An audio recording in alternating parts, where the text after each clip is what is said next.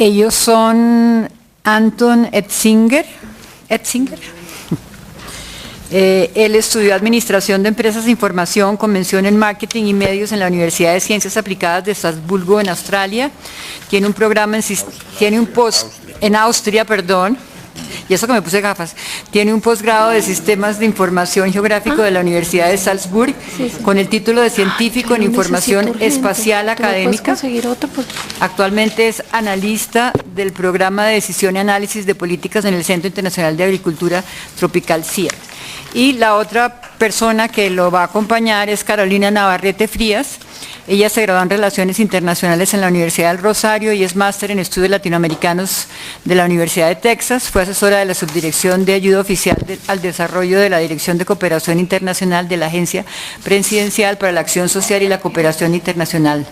Actualmente es coordinadora del área de decisión y análisis de políticas en el Centro Internacional de Agricultura Tropical. Carolina también nos ayudó algún tiempo en FESCOL en el tema internacional. Bueno, entonces tienen la palabra. Gracias. Muchas gracias por la invitación. Yo quería comentarles un poco cómo vamos a ir la presentación. Yo voy a hacerles una presentación muy rápida del área de investigación de decisión y análisis de políticas, y luego Anton presentará más la parte de análisis de vulnerabilidad y el trabajo que han hecho con productores en Centroamérica, sobre todo enfocado en frijol, y luego yo cerraré la presentación comentándoles acerca de los resultados y análisis de algunos proyectos e investigaciones que hemos hecho para Colombia, que pueden dar insumos muy útiles para el tema de adaptación y cambio climático. Acuérdense que tienen 20 minutos entre los dos. Ok. Vamos a trabajar en eso. Bueno, entonces, muy rápidamente, somos un centro de investigación, pero tal como el nombre del área lo dice, estamos muy enfocados en que todas las ideas y la información científica que estamos generando sean un insumo fundamental para la toma de decisiones, para que sirvan para que los planes, los programas, las políticas y las estrategias estén mucho mejor informadas y de esta forma se pueda promover desarrollo sostenible. Entonces ese es como el objetivo fundamental, mejores políticas tanto en sector público como en privado, y estas son nuestras principales áreas temáticas de trabajo. Cambio climático, somos el líder en un programa mundial de cambio climático y el director del área específicamente lidera el tema de adaptación progresiva al cambio climático. También trabajamos servicios ecosistémicos, análisis de impacto, acceso a mercados, fortalecimiento de capacidades y género, y vale la pena mencionar que el CIA tiene un mandato mundial, entonces son temas que trabajamos en todo el mundo, y ya le doy la palabra a Anton. Bueno, muchas gracias. Yo quiero seguir mostrando unos resultados o unas experiencias que teníamos en los últimos años en varios proyectos que teníamos en la región Latinoamérica y el Caribe. Primero quiero empezar con esta foto que es de un valle, Jamastrán en Honduras, y muestra como el terreno de un agricultor que tiene su lote con y sin adaptación climática, porque esa es una zona que enfrenta como 6 meses sequía cada año, entonces él usa una parte de su terreno con riego y el otro lo tiene como abandonado, porque no tiene suficientes recursos para hacer el riego en todo lado, pero él lo hace por lo menos en una parte, y quiere como mostrar que podemos enfrentar también retos parecidos aquí en Colombia con más sequía, y sería una buena adaptación aprender de otros cultores que viven nuestro clima del futuro en el presente, ¿no? Yo quiero hoy más bien hablar de un proyecto que hicimos aquí en la región de Bogotá. Yo lo mencioné en la mañana. Es un proyecto que hicimos con Oxfam, y ahí nos enfocamos en la vulnerabilidad del pequeño productor frente al cambio climático y qué son las implicaciones que tiene eso para la seguridad alimentaria para la ciudad de Bogotá. Usamos la definición de la IPCC, que usa 3 factores para la definición, que tiene la exposición. Ahí nosotros lo traducimos en el impacto directo al cultivo, y los otros 2 factores tienen que ver con la parte socioeconómica y los medios de vida de los productores, y aquí la sensibilidad y la capacidad de adaptación de estas familias. Bueno, cuando nosotros vamos al campo, preguntamos primero a los productores qué piensan ellos del cambio climático o qué saben de eso. Entonces Hay un ejemplo de Guatemala y ellos nos dijeron que sí, nosotros sabemos que es cambio climático, además lo enfrentamos últimamente, los últimos años nosotros lo vemos los cambios, entonces ¿qué vamos a hacer? Entonces yo veo muy bien que es muy importante que podamos identificar la vulnerabilidad de estos medios de vida, de estas familias que básicamente producen una gran cantidad de la comida, y tenemos que encontrar posibles estrategias de adaptación que también son factibles para ellos. Entonces no podemos ahí hablar de estrategias muy complicadas, ellos necesitan herramientas para implementar esas estrategias.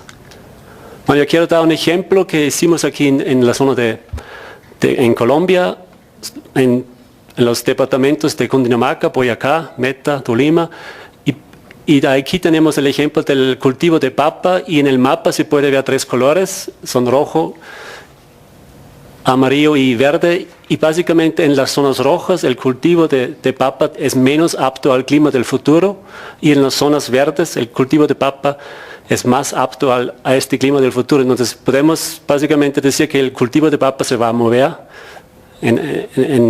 espacial en la región, y eso tiene claramente varias implicaciones, y las razones por qué el cultivo sube en la altura son un aumento de la temperatura, y también encontramos ahí un aumento de la precipitación en esta región, aunque eso es muy poquito.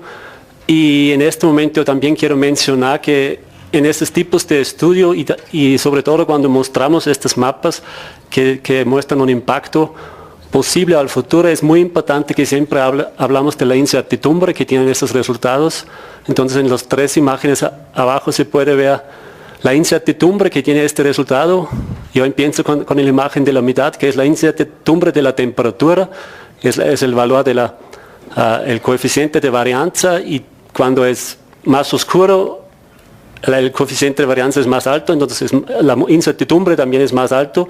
Entonces podemos decir que estamos mucho más seguros si hablamos del aumento de la temperatura que si hablamos de la precipitación, porque ahí nosotros usamos siempre no solo un modelo de la predicción, siempre usamos varios modelos, en este caso usamos 19 modelos, y encontramos en estos modelos que al respecto de la precipitación son muy diferentes. Entonces nosotros no vemos que hay mucha incertidumbre a la predicción a la lluvia, pero sí hay poca incertidumbre si hablamos de la temperatura. Y eso se muestra en el resultado a la izquierda, que si hacemos el mismo análisis con todos los 19 modelos, podemos ver que en diferentes zonas los modelos están de acuerdo o no. Entonces las zonas rojas son zonas donde los modelos no están de acuerdo, como tan bueno que en las zonas verdes. Bueno, aquí se ve todos los cultivos que investigamos. Aquí son 19 cultivos que básicamente son los cultivos básicos de la canasta básica en Bogotá. Y se puede ver en las primeras 3 columnas es la aptitud al clima de cada uno de los cultivos. Y las últimas 2 columnas es el cambio de la misma aptitud, y se puede ver que casi todos los cultivos, bueno, hay ningún cultivo que gana aptitud al futuro, pero hay muchos cultivos que salen ahí en rojo, entonces pierden aptitud hacia el futuro. Entonces también investigamos ahí la parte socioeconómica, usamos ahí una definición del DFID sobre los 5 bienes, y construimos indicadores que son relacionados con el clima, y hicimos encuestas con 130 productores. Y quiero hoy mostrar 2 grupos que salieron de esta encuesta y su vulnerabilidad o su sensibilidad y capacidad adaptiva. El primer grupo arriba, la telaraña arriba, es un grupo que está dentro de un proyecto con Oxfam que suministran sus cultivos a un mercado aquí en Bogotá, el mercado campesino. Y el grupo abajo no participa en este mercado y vende sus productos a los intermediarios, y esos son los productos que terminan en las cuadribastas aquí en Bogotá, ¿no? Y bueno, básicamente rápido, lo que está afuera de la telaraña es bueno y lo que está dentro está malo, ¿no? Porque si la sensibilidad es muy alta, el valor es muy pequeño; si la capacidad adaptiva es bueno, el valor es alto. Entonces se puede ver que el grupo que venden a los intermediarios es más vulnerable. Y las razones por qué nos salen de las encuestas son: no tienen acceso a créditos, no son organizados en grupos, entonces tienen una debilidad en el capital social, por ejemplo. Entonces, por todas esas cosas, este grupo sale más vulnerable que el otro grupo. volvemos al mapa del cultivo de papa, donde vemos que la papa se está moviendo hacia el futuro con el cambio del clima. Nos falta ahí una capa encima y es la capa del uso y la disponibilidad de la tierra para el cultivo de papa. Entonces, lo que es en negro no es disponible porque son zonas, por ejemplo, zonas pobladas, carreteras, zonas sin vegetación, zonas con rocas, entonces no se puede cultivar en estas zonas. Las zonas que son en gris son zonas que sí se puede cultivar, pero el uso necesita un cambio fuerte. Por ejemplo, ahí hay un bosque o hay una zona protegida. Y el tercer grupo, que es el color transparente, ahí sí, esas son zonas que son cultivadas ahora o son zonas de pasto, entonces ahí sí hay una disponibilidad teóricamente para este cultivo. Y entonces se puede ver en esta imagen que ya hay mucho menos verde, ¿no? Bueno, eso también hablamos con los productores en los talleres y ellos nos confirmaron también lo que hablamos ayer y hoy, que la organización del agua dentro de la cuenca no está, bueno, eso no es organizado, entonces ellos nos dijeron que para la producción de fresa, ellos tienen muchos problemas de no tener suficiente agua porque se están gastando el agua arriba en la producción de papa y además el agua que viene está contaminada. Y el segundo ejemplo que nos contó un agricultor que vive ahí en un terreno que tiene un pendiente y él dice que por la deforestación, él tiene ahora muchos problemas durante la época de lluvia porque el agua se lleva al suelo y ahí se lleva los nutrientes y él tiene mucho problema de mantener su suelo para la producción. Ahora, nos dimos cuenta que es muy importante si hacemos mapas de impactos y hacemos estudios de vulnerabilidad, tenemos que también mirar cuáles son las zonas que necesitan alta atención, donde tenemos que empezar, ¿no? Eso es un proyecto en Centroamérica sobre maíz y frijol y ahí hicimos básicamente lo mismo, impacto del cultivo y su aptitud al clima y sacamos 3 diferentes tipos de zonas. El primer tipo es una zona que tiene una pérdida al futuro del cultivo de frijol, pero la pérdida no es tan grande, entonces ahí vemos en este caso 25% de su rendimiento hacia el año 2020 y ahí vemos que se puede enfocar en la adaptación de los mismos sistemas de producción de frijol con estrategias de adaptación, puede ser mejoramiento del cultivo, puede ser riego, puede ser diferentes cosas. Las otras zonas que lo llamamos hotspots son zonas que tienen una pérdida muy alta hacia el futuro, más que 50% en su rendimiento. Entonces ahí pensamos que es mejor que nos enfocamos ahí en una diversificación y eso puede ser diversificación hacia el otro cultivo o puede hasta una diversificación hasta otros medios de subsistencia que no necesariamente tiene que ser la agricultura, ¿no? Y la última parte que es una zona que en el pasado nunca pusimos tanto atención a esta zona, pero nos dimos cuenta en este proyecto que es muy importante, que son zonas que llamamos pressure spots, que son zonas que tienen una presión alta, porque en estas zonas el cultivo está ganando aptitud al futuro, y además estas zonas ahora no son zonas de producción de este cultivo, y son en muchos casos ahora zonas de bosque, son zonas de protección.